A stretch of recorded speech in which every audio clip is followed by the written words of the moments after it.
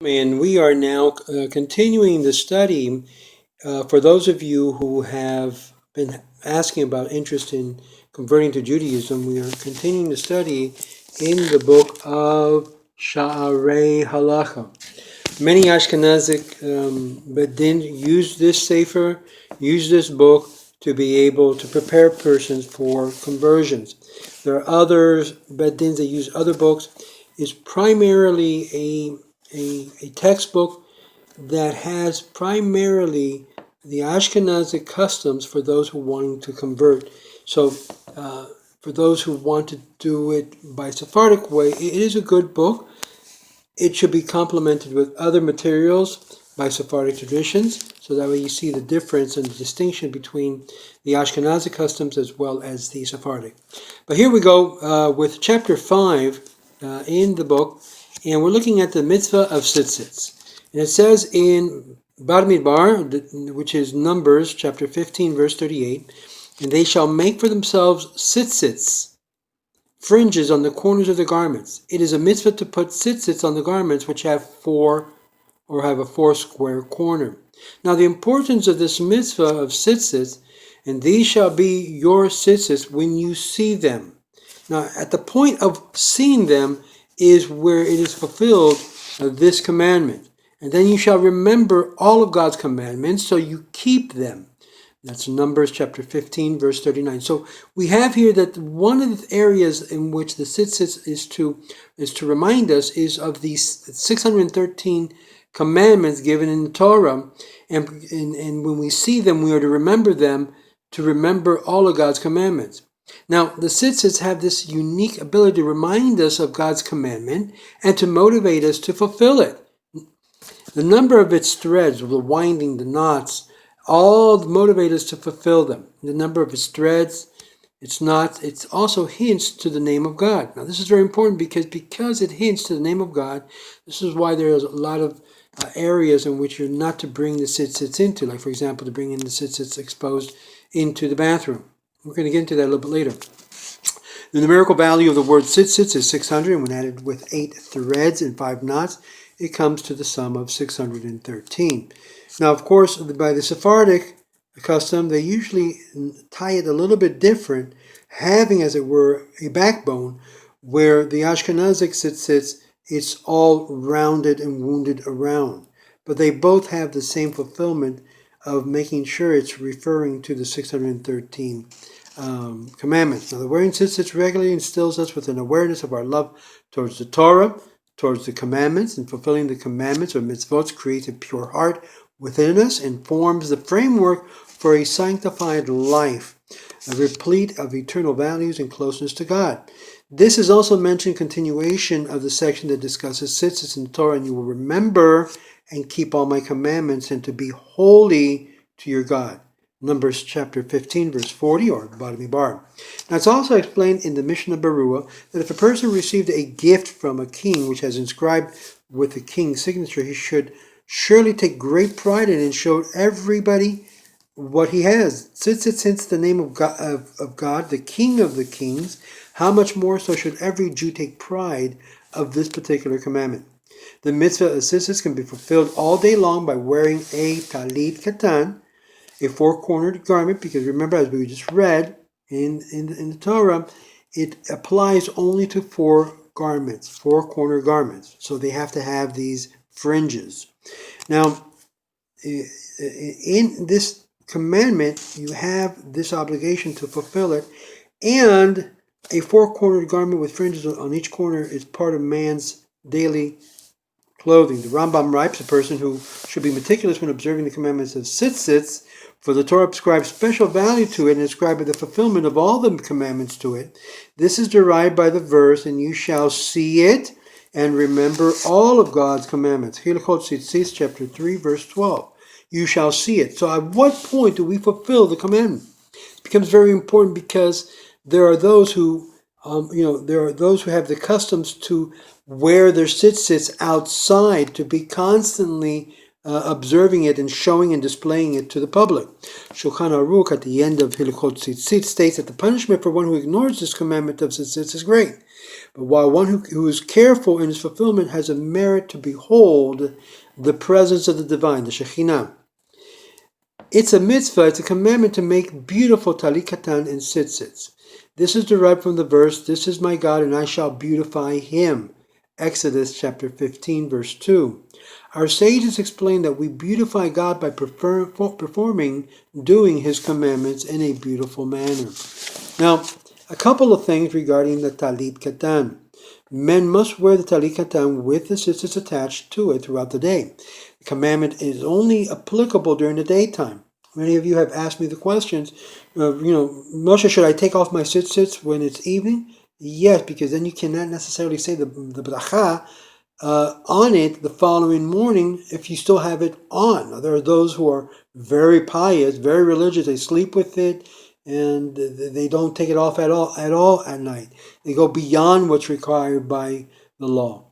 The garment is commonly referred to tzitzits, and men should put on Tallet Katan immediately after washing their hands in the morning, so as not to walk 4 amot without wearing tzitzits. Now, those of you who are concerned about the washing of the hands, Ovadia Yosef makes mention regarding how to be able to go to, say, the restroom without yet washing their hands without getting out of bed. And of course, it's a way of rubbing your hands even with the bedspread that one is covered with in the morning. And one should be very careful that this Tallet Katan is not too small.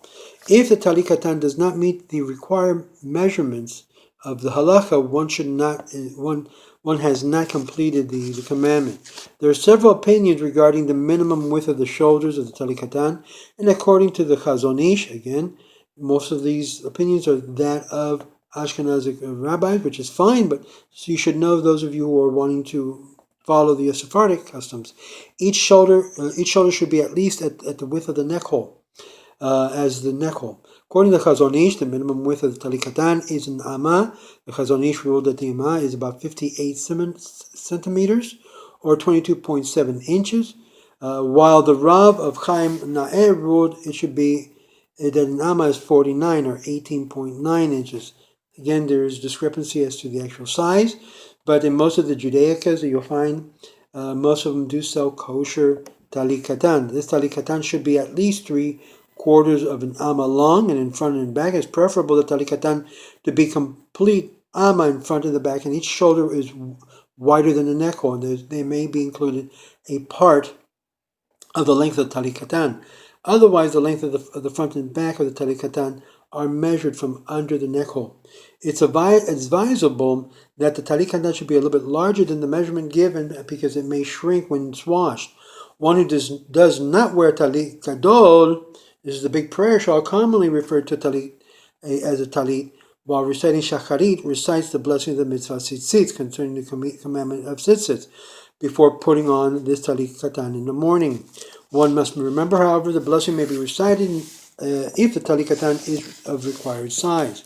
Many young boys under the age of bar mitzvah usually will wear the Tallet Katan in practice of the actual commandment to observe it. A child is not required to do so, according to some opinions, until 12, some would say even until bar mitzvah. Person who wore his tzitzit throughout the night does not recite the blessing of the mitzvah tzitzit over it in the morning. Instead, the person should wrap himself in the Tallet Gadol and recite the blessing over the tzitzit over the Tallet Gadol, intending to include this Tallet Katan in the blessing. Now, before reciting the blessing of the Tallet Gadol and the Tallet Katan, one should examine the strings of the tzitzit to make sure they're not torn, because it could invalidate or make the Tallit pasul, not usable. The part of the strings which passes through the hole in the corner of the garment should be also examined. Strings should be separated from each other, and they do not become entangled. Now, there's a question here, because remember what we just read, that basically in Numbers, it tells us that they should make themselves tzitzits on the corners of their garments. This is when they had 4 corners. But what if, Moshe, you don't have a 4-corner garments? Is it still required? It is required by the rabbis, but not by the Torah. The Torah says explicitly only when you have a garment of 4 corners. If you don't have a garment of 4 corners, obviously it is not required then to wear it. Now, this makes it very clear that it becomes an issue is derabanan, it's from the rabbis, so we don't lose out on the practice of this commandment, which is deoraita. The commandment is to put the tzitzits on four corner garments. Hopefully that will explain to you why there are some Jews who will not wear a Tallet Katan and only will say the blessing upon entering the time of prayer on their Tallet Gadol. Now, the Tallet Gadol is the big prayer shawl that they wrap themselves with. Before Shaarei, one wraps himself in a Tallet Gadol and wears it throughout the service. Before wrapping himself, a person stands and holds a talit in his hand and recites the blessing of lahit hatef ha-tzitzit, to wrap oneself in the tzitzit. All of this should be in your siddur for prayer. If you don't have one or want me to recommend you, please write to me. I'll give you a couple of suggestions of good siddurs that are both in Hebrew and English, or those of you in Spanish, in Hebrew and Spanish. Now, after wrapping the blessing, one wraps himself in talit, makes sure to cover his head and body, and flings the four tzitzits on the left side. One remains in the position for the amount it's taken to walk 4 amos. Afterwards, one should push the talit back from his head until the filling can be seen, and arrange talit at the 2 corners of the front, and the 2 are in the back. Now, some communities have the custom of regarding how to wrap oneself in the talit, and these are minhagim. For example, the most ancient custom is the way that's wrapped, like it was done during the time of the first century, where it would wrap this way and this way, and which is where our Arab brother would also do the same way. Where now, among many Hasidim, they don't do that. They do it like a curtain, which is basically just open and shut their talit. This is a custom among the Hasidic community. And even among some Ashkenazic, they would wrap that same way as well. Now, while wrapping himself in a Tallet Gadol and a Tallet Katan, one should remember that he's doing this to fulfill a commandment of the tzitzit. One should have in mind that the God commanded him to wear tzitzit for the purpose of remembering and fulfilling his commandments. It is customary for those who wear a Tallet Gadol during Shaarei, which is the morning prayer, to include their Tallet Katan in its blessing if they wore it throughout the whole night. In this case, no blessing is recited when putting on the Tallet Katan in the morning, because you have in mind also the Tallet Katan. But if he's not going to be using the Tallet Gadol, and he puts it on, he says the blessing of Tallet Katan. The Tallet Gadol should cover the body while one is reciting Shaarei. Should not be worn around the neck like a shawl. In other words, like a regular a shawl. One should not be careful to let the tzitzits drag on the floor, as this is a disrespect to the commandments and may cause the strings to tear. Here's some additional laws that one should know. If one took off his Tallet Gadol for a short time, for example, to go back to the bathroom, he doesn't have to recite the blessing when he puts it back on. However, if the Tallit unintentionally fell off of his body, even if it's still in his hand, he must recite the blessing a second time when he wraps himself up again, even if he replaces it immediately. Some Sephardic Jews do not repeat the blessing in this case because of concern of a avoided or a blessing recited in vain. The mitzvah of tzitzits is a positive commandment which applies to garments that are worn during the daytime only. Again, only daytime. It's not required during the evening, except for some of the holidays that you see that we wear that during the evening time. Women are exempt from such a commandment and are not obligated to observe the commandments of tzitzit. Many women who become religious have decided to do so, like Rashi's wife who did so, but again, they're not obligated. Now, we're going to look in our next video how to prepare the tzitzits and so forth as we continue this chapter in Shaarei Halachah.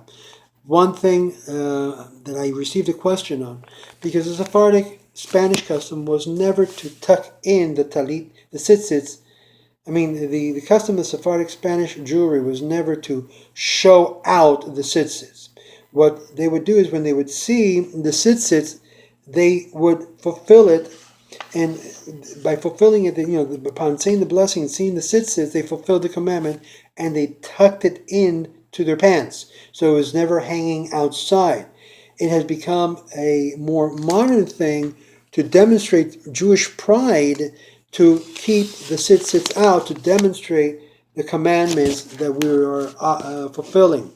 Again, there are reasons in which one should not do so, including if you're in a job situation and those strings get entangled with machineries and you're putting your life into danger. In that case, you need to tuck them in or put them in such a way that they do not get entangled. Also, if there's an issue of fear of repercussion or persecution, also you should be able to tuck it in with no problem. The bottom line is even the Tallet Katan was something that was provided to be able to fulfill the mitzvah of the tzitzits, of seeing the tzitzits and remembering all the commandments of God. There was a period of time that the Tallet Katan was not used, and it was only Tallet Gadol, and it was used only in the synagogue. So you would have many Jews go into the synagogue, take the Tallet Gadol, wear it, and basically take it off after finishing the prayer, return for the Mincha and Arbit prayer, take on the Talit for the Mincha prayer, take it off, and leave it there, and they would be without the Tallet Katan. So the question is it obligatory? According to the rabbis, according to the Rabbanan, it is a obligation upon every Jewish male. But according to the Torah, the Oraita, no. So there is a dispute in what situation. Remember, whenever there's a law that has to do with the Rabbanan, and there are issues, there is an area of freedom or liberty to understand and interpret when a situation could be perilous to the life of the Jew. So keep that in mind. Any questions you have, feel free to send me an email. Be more than happy to respond according to the Halachah. And I wish you and all yours a wonderful week. And remember, we're continuing the study of Shaarei Halachah. This is one of the classes, one of the series of textbooks and classes that's required for a person to learn. The whole idea is to learn so you are able to pass the test for the conversion, both in Israel or here in many Bet Dins that are recognized by the Rabbanut in Israel. I wish you and yours a lot of blessings and strength as you learn to be a Jew in practice. Shalom, shalom.